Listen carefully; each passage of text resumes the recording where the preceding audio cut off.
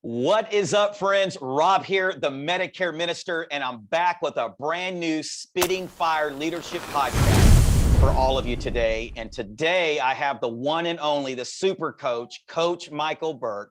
Coach, will you say hey to everybody real quickly? How you doing, guys? Good to see you. Well, Coach, we're so thankful that you're on the podcast today. We know you're going to bring it. We know you're going to spit some serious fire. But before I dive into that, just want to encourage all of you once again to like, comment, subscribe, so that way you're notified every time we drop fresh content like this. And the reason we do this is because I believe that all of you were made on purpose for a purpose.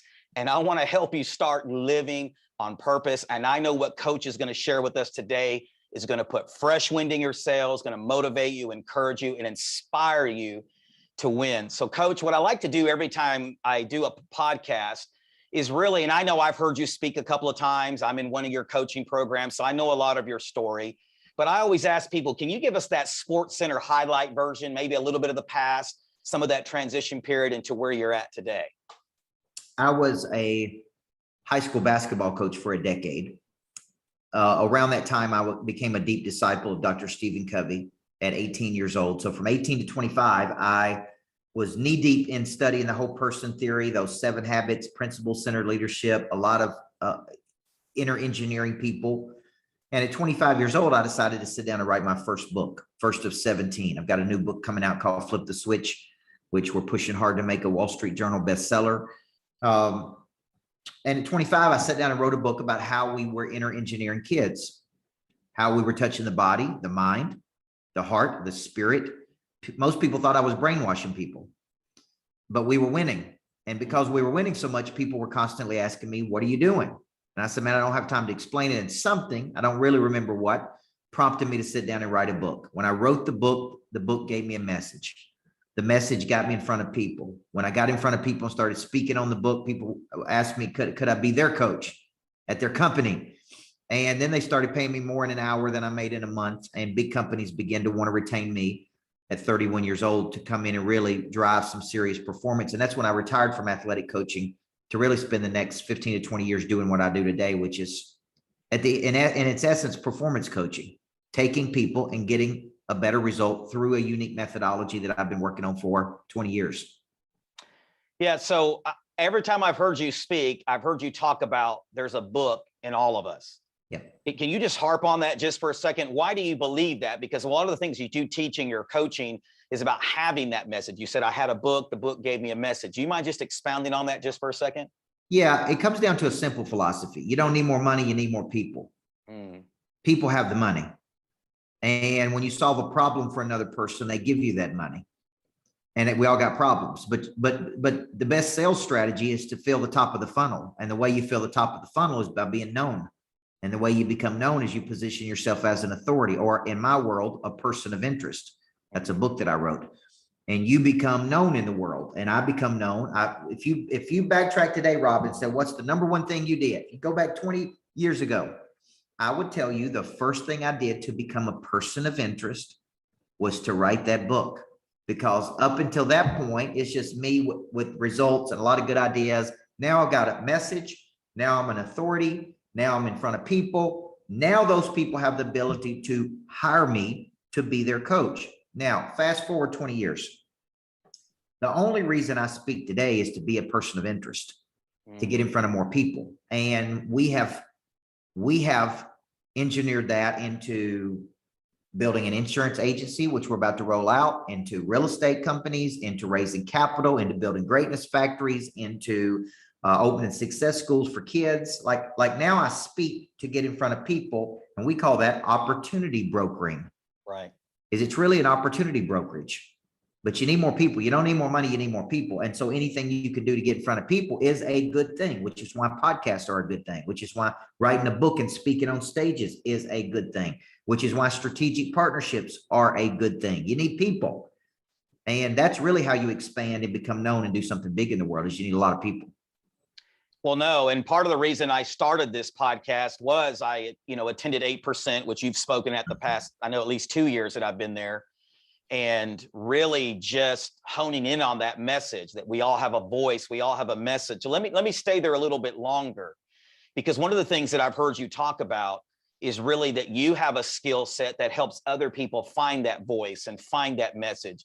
Do you believe that some people never get to that next level because maybe they're preaching the wrong message, or maybe they just never really honed in on what that message really is? They're not clear on it.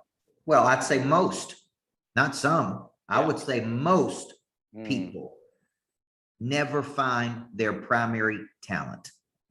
Okay, a talent in the Bible is said to be worth $320,000, $360,000, excuse me. 2 talents, that's 720, 3 talents, right? It's over $1 million. So why don't people make that kind of money in today's world?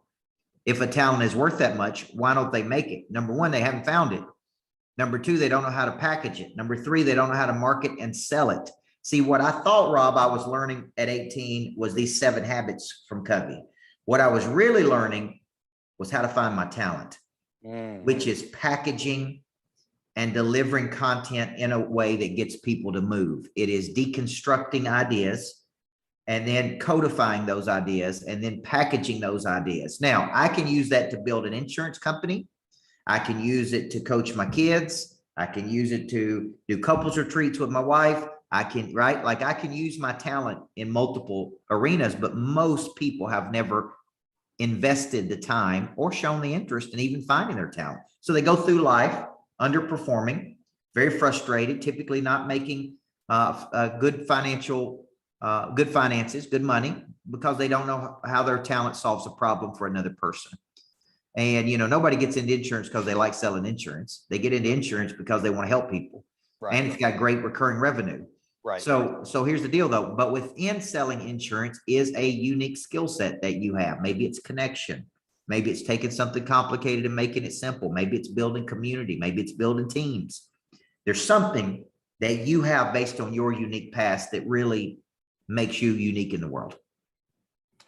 No, I think that's so right. As someone who, former pastor, church planner, been in ministry for 20 years and trained different teams, one of the things that I really clung to early on is the Barna Group did a study that they said when they interviewed people across the church, and I'm just going to jump into faith real quickly, they said that 80% of the people sitting in the pews and the chairs had no idea, I call it what their 10 is, what their 10 was, and their gifting, their talent. And it's amazing to me how so many people in the faith-based circles don't teach this stuff. Right. And you have these frustrated, defeated, broke down, if you will, Christians who never reach their full potential. And I believe people like you are needed in the faith-based space. And this podcast reaches both, but I believe it's necessary because there's so many people out there like me who never heard a lot of this until I started reaching out and discovering more of what my 10 was and what my lane is. And, you know, I'm in sales and we do Medicare here, Coach, in Tupelo, but really my ultimate gifting is not Medicare sales. Right. I love people. I love empowering people. And that's why I'm attracted to people like you, because people like you motivate me and empower me. And so I still have to say this, why do you think so many people are scared to reach out and ask for help from a coach? What do you think that barrier is? Somewhere along the way, adults got the idea, and I don't know where it came from, that the reason you hire a coach is because something's wrong with you. That's good. Right. And that is actually not the reason. Now, it could be a reason. You could be underperforming in relationship to your potential. But the reality is, if you study human nature, and I study a lot of human nature, all of us contract to places of comfort. The brain is there to survive and thrive. It is not there to be pushed. It is not there to be uncomfortable. And so without a coach in our lives, I think about this morning, I was in the gym. And that attitude video I did this morning about having a good attitude was because I didn't have a good attitude. It's 4 something in the morning. I'm sitting there frustrated. And then I look over to my left and there's a guy pushing a sled with a prosthetic leg. Doesn't have a real leg. He's got a great attitude. He's high-fiving people. He's pushing hard. He's the most positive person in the whole room. And I'm like, that dude's got a good attitude, right? Nobody in this room should have a bad attitude because we're here, we're alive, we're healthy. And I think when it comes to coaching, I would not push myself as hard as I did this morning if I didn't have a coach. See, the whole time I was in there, I had a coach yelling at me, pushing me. You can do more, add more weight, go harder. Here's the deal. When you study human nature, you realize I don't care who you are. You need somebody in your life who will challenge you. And you need somebody in your life who brings clarity. And so I think somewhere along the way, people begin to believe I don't need a coach. I'm good. I'm performing at a good level. So unfortunately, most people they don't operate from a place of potential. Like I'm looking for someone to help me go to the next level. Most people operate as, man, I'm sick and tired of being broke, tired, frustrated, and I'm going to find somebody who can help me. I'm going to make a decision. That word means to kill something off. So I think you need a coach because you want to play at the highest levels possible. And if you're smart, you know you need people in your life who will challenge you, who will push you, who will encourage you, who will help you see a bigger play. Yeah, and to stay in kind of that vein, obviously you coach a lot of people. You've been on some pretty big stages. What do you think has been the number one excuse? Is that I just don't need one, I'm doing okay, I'm already performing at a high level? Or is there something else that you see on a regular basis that people go, I don't need a coach? It's a lot of it's ignorance. And I don't mean that in a bad way. I just mean they don't even know what a coach could really do. I looked at, when I was speaking at 8%, I looked at the front row, and I've coached, trained, spoken to, mentored almost everybody on that whole front row at 8%. In some way, they've been to a workshop, boot camp, training. I've been a personal mentor to them, right? And I try to inspire people to become people of interest. And so, I think about the people who bring me in to coach right now. They want to do something bigger. They know there's an investment in it. They get the concept that they need a coach. Okay. They're enlightened. They're hungry. They're humble. They're coachable. But for most people, they literally don't know what a coach does. I mean, they think it's like a motivational speaker. And that's not really coaching. Coaching is engaging people in a set of systematic behaviors that allows them to do something tomorrow they cannot do today. If you ever had a great coach in school, I think when I was a basketball coach, I spent 5.5 hours a day for 4 years with those players. I taught them a lot about life, success, bounce back, respect, discipline, grit, toughness, communication, leadership. Like that was my role in their life, to help them be successful. Now, there's no way those kids couldn't advance after they had that kind of training. Well, adults need that kind of training. They don't know how to make a phone call. I'm in an office building right here while we're building out a greatness factory, and it's beautiful. But if I walked around right now, and there's shared office space here, and we've got a big section of it with me and my team, and I bet there's not 5 people in this whole building making outbound phone calls right now, trying to sell their product or service. I bet they don't know how. They don't know how to make an outbound phone call. They don't know how to overcome objection. They don't know how to stay focused. They don't know how to have discipline. They don't know how to overcome a bad drive into work. They don't know how, they don't know anything. And it's because they're not trained. Trained people outperform untrained people, and unsupervised people will always contract to places of comfort. So if I don't go in there with my team and say, hey, who's on the phones? We prospect every morning from 9 to 11. I constantly have to remind my own people. You know why? Because people don't want to do it. It's too hard. Right. You were in the church business. Churches ought to be calling members. They ought to be engaging with people, but nobody wants to do it. They ought to be trying to get them back in church. They ought to be trying to see what small group you're in. They ought to be trying to find out what your problems are and how we can help you, but they don't want to do it. Nobody wants to do it. So it's like a good coach is like Kevin Elko, my buddy who's Saban's coach, said this: a good coach alerts. They alert you to things. It's like, man, you should be doing this. Man, you should be doing this. Man, you got to do this. Okay. Like my doctor, I got a great doctor in Houston. The whole time he's like, man, I need to get you on this. I need to keep you healthy. I need to have this. I found some new breakthroughs. I'm going to send you this. Like he's coaching me, right? If you get sick, here's all the things I got for you. Like we need to be preventative, all these things, man. He's coaching me. It's not just a doctor to me. So that's why we need coaches. Why do you think so many people struggle investing in themselves or betting on themselves? From the study of human psychology and from you being a coach and being on, like I said, on some big stages and the people around the world, what do you see as a repeat pattern or barrier, I should say, that keeps people from really investing in themselves? Because that's really what a coach is, right? They're investing in themselves. They're betting on themselves to win. Well, it really has to do with their relationship with money. Okay. And them understanding the difference between an asset and a liability. Okay. And they see it as an expense. If a coach helps you make 100 more thousand or 200,000 or $1 million more dollars, was it an expense or an investment? Investment. Yeah. See, you know, when I went to strategic coach at 35, 31 years old, maybe 32 years old, somewhere around there, I paid $6,000 a year to go to strategic coach. I was only making about 100,000 a year. And I paid $6,000 a year to go to Chicago. And man, I fought it every time. Do I really have to go? Do I have to get on the plane? Do I have to be gone 3 days? Can I be away from my office? And every time I went, they gave me structure, and they helped me find my missing structure. And they gave me, and I left there with clarity. What's that worth? I don't know how much that program helped me generate over my lifetime, but I'm telling you this, it was not an expense. It was worth every bit of it. Some people need to just be around positive energy. They need to pay to get in a room around bigger people. They need to go to conferences. They need to, you know, you're investing in you. You are your greatest asset. Money doesn't buy you freedom. Skills buys you freedom. The stronger your skills are, the more money you can make.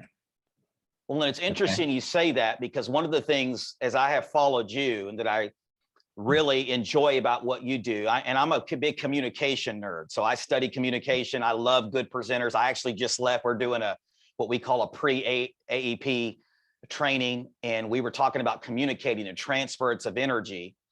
Ed Milet talks about saying the same story to new people.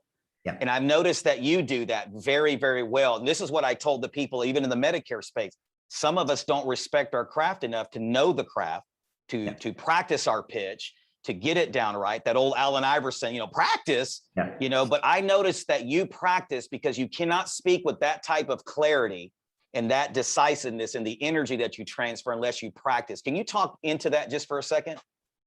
Well, I think I'm very clear in what I believe. It all starts with what I believe. So my buddy Tim Story, I didn't really know a framework until he gave me this framework that helped me to understand it. At first, we have a big revelation in life about something, right? Revelation is a sudden dramatic moment. And I was thinking about my sudden dramatic moment. For me, it was 6 years old on a baseball field.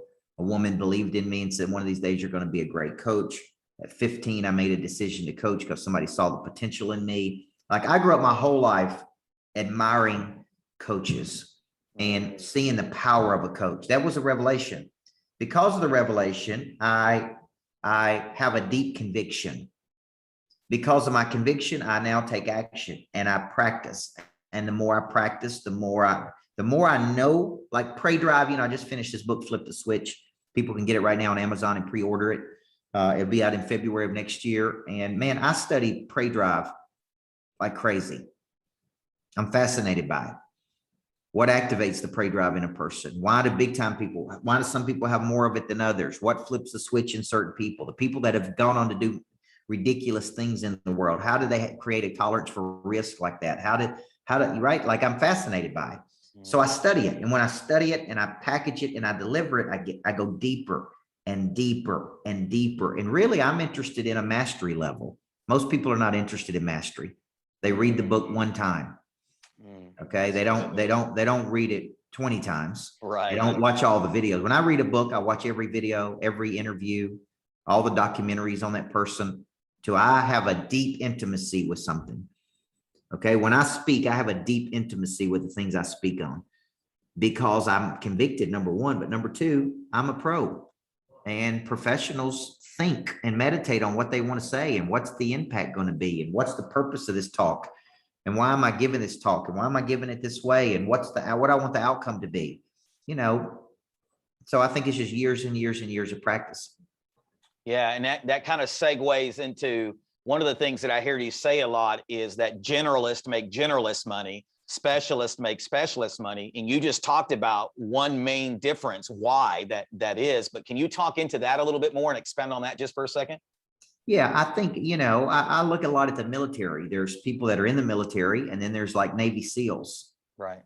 And then there's special ops. There's, I think, there's doctors, and then there's heart surgeons. And then there's the number one heart surgeon in the world.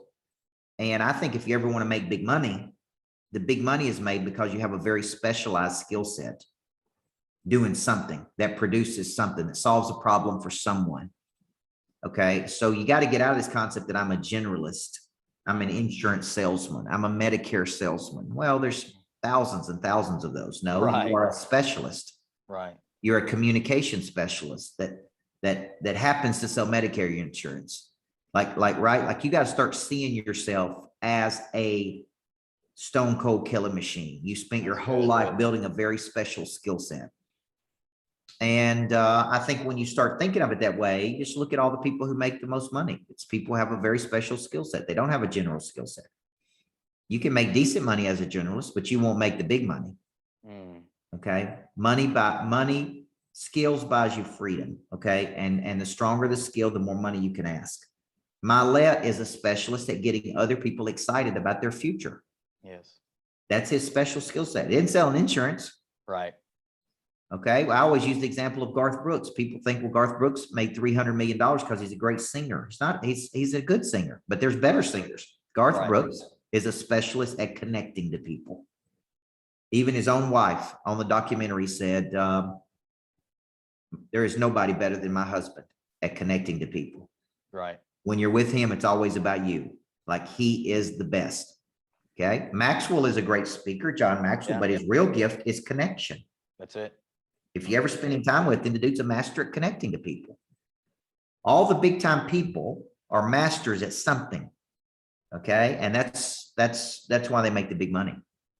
What do you think the number one hurdle or barrier that keeps people from generalist to specialist? Is it laziness? Is it the culture we live in? Is it the way they grew up? Is it a combination of multiple things? It's a combination. I was turned on to learning very early in life. My mother didn't have me in self-help. My mother just taught me a lot of prey drive, toughness, emotional toughness, but she didn't turn me on to personal growth. I got interested in things. I got exposed to books early in life, but most kids don't. I think about my kids, how they're around personal development. My daughter was on stage, and my 14-month-old son got dressed up in a suit and went to my conference last week. I put him up on stage. There's no way that kid is not going to be exposed to things. Well, most people are not raised that way. Right. Their parents are kind of not involved in personal development. They go to a job every day they complain about. And life is tough. Life is hard. Life kind of sucks. And then we just kind of bear through it. And at some point in our life, we have to get interested in our own potential. My own wife didn't read a personal growth book till she was 30 years old. Wow. And she came to one of my workshops that her company paid $50 for. So, she had never been interested in personal development. She didn't even know why she should be interested in personal. Nobody ever came into her life and told her that. So it's not that people don't want to do it. They don't know. They just don't know what they don't know. Okay. Sure. And because they don't know it, they kind of stay in the dark to it. And it really causes them to struggle in life. Yeah. And I really like what you said about the revelation part, because I think some people talking about events, for me, when I go to events, I feel like I get a fresh revelation, if I can use that word. I get fresh insight. Right. And so that's part of the reason that birthed this podcast, right? I was going to an event and hearing people like you and others, just getting some fresh insight, learning how to hone in that message. Like you said, I love Medicare, but it's not my ultimate thing. It's not my ultimate passion. I'm just using it to fund those other passions. So I appreciate you sharing that. Let me ask you this, and I ask everybody this that comes on the podcast, two questions. One is, how does Coach Burt define success? Like, what is your definition of success? I think for me, success is associated with impact. But yesterday I spent all day with my daughter, who's 9 years old, and because of my travel schedule and my goals are so big, I'm away from my family a lot. Right. And I spent a whole day with my daughter, and when I spend time with my daughter, the relationship is deepened. It's just strengthens the bond. Yesterday was a successful day. Right. It doesn't matter if I go to work and we make a bunch of money and I go home and I'm a lousy dad or I'm a bad husband, or to me, that's not successful. Okay. Success in one role doesn't justify failure in another role. So I look at days. Okay. I had a successful day, right? I spoke on Saturday to a bunch of chiropractors. I went home going, man, I had a successful day. I put in good effort. Right. I was a good dad. I spent time with my kids. For example, I get up at 4 a.m. and I work out at 5 a.m. so I can spend an hour with my kids in the morning from 6 to 7 a.m. Right. Okay. That's successful to me. I could have slept in, or I could have said, man, I'm gonna be selfish. I'm gonna work out from 6 to 7 so I get another hour of sleep. Then I don't see my kids. Right. Right. Because you go to school. So I think success is defined by different people. But to me, man, just having a good day of impact to people is successful. I don't get caught up in, I don't get too high when people tell me good things. I don't get too low when people say negative things about me. I just stay steady, and I'm very interested in my potential. So I work the muscle every day. And I go home at the end of the night and say, man, I put in a good day's work. I help folks today. I help advance somebody's dream today. I help move the ball down the field for somebody today. Man, I was a good person today. I was a good human today. That was a good day, man. It's a successful day. I don't get caught up in all the fancy stuff. I just get caught up in, man, fulfilling my mission, fulfilling my talent. Yeah, I love that. Consistently making impact. So the part B to that is, how has that definition of success matured from 20-something-year-old Coach Burt to 40-something-year-old Coach Burt? Was there a significant paradigm shift, a defining moment that allowed you to transition from that version of success to this one you're talking about today? Yeah, from 20 to 30, I was incredibly selfish. I had one objective, that was to build a championship program where I was coaching at. I didn't have a lot of deep friends. I didn't have anything other than winning, really. I mean, I was 100% devoted to one mission, and that was to build a championship culture. And we did. We achieved that. And I don't regret any of it, by the way.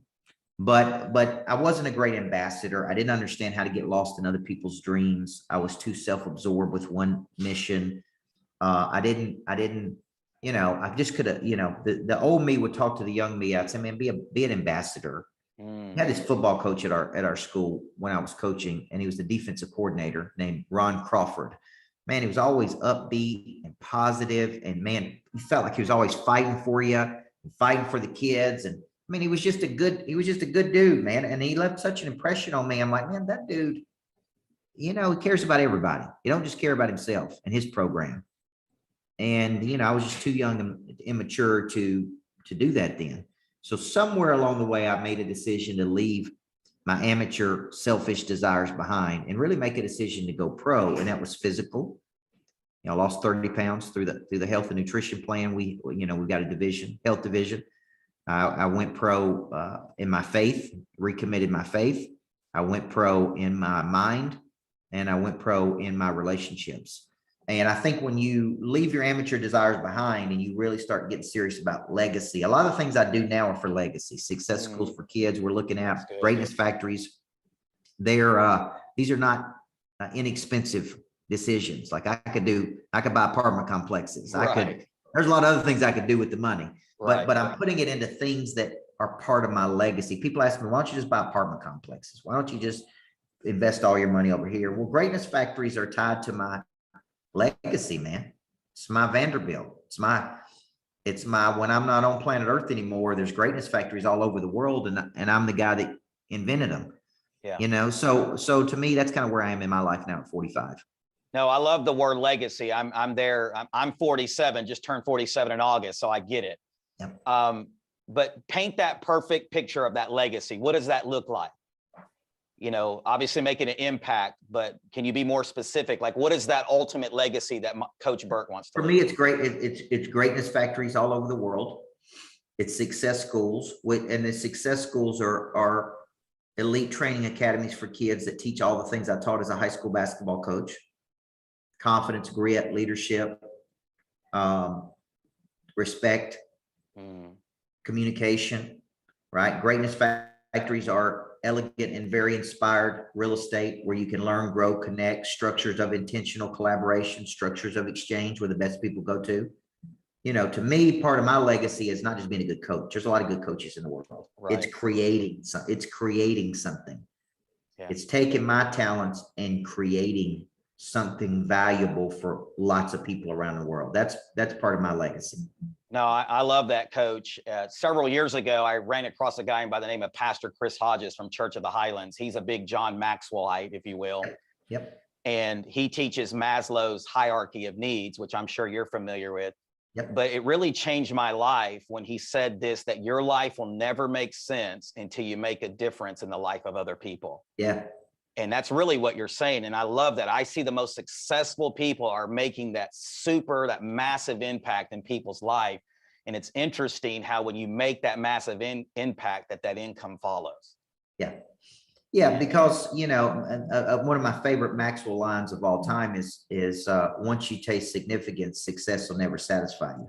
Yes. If you speak as much as I do, almost every weekend, almost every other day, then that part will wear out, right? It's really, man, I helped change a whole life. I helped change a downline in a family. I helped create something, at some point, you need something deeper. You need something bigger. Yeah. 2 more questions here and we'll wrap up. And thank you, Coach, for your time. I know you're a busy guy, but just a spontaneous question here, if I may, talking about significance. What is the most significant thing that Coach Burt has done? I think my first significant thing was winning a championship at a school that had never won one in 30 years. Wow. That went on to win 7 more championships after I left. That's legacy. That's dynasty. That's, that was a big thing for me, just because of the sheer amount of time and effort that went into that, 10 years of just pure sacrifice. I think the most significant things I'm doing right now is really to have the guts to do these greatness factories.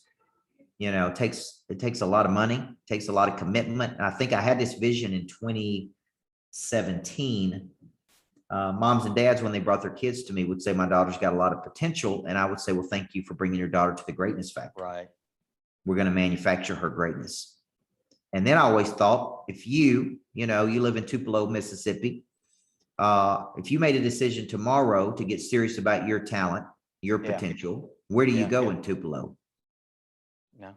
There's nowhere to go. Nowhere. And there's nowhere to go if you came to Nashville, and there's nowhere to go in Las Vegas, and there's nowhere to go in California. So what you have to do is pay money, get on a plane, get in a car, and go to a conference for a few days.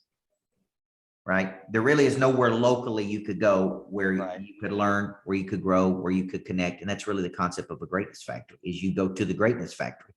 And at the greatness factory, there's programs and intentional collaboration and structures of exchange and concepts that help you grow, man. That's where you go. Okay. And that's the problem the greatness factory solves. It's not just cool office space. It's really a little city of greatness where people who want to get better, they go and get better.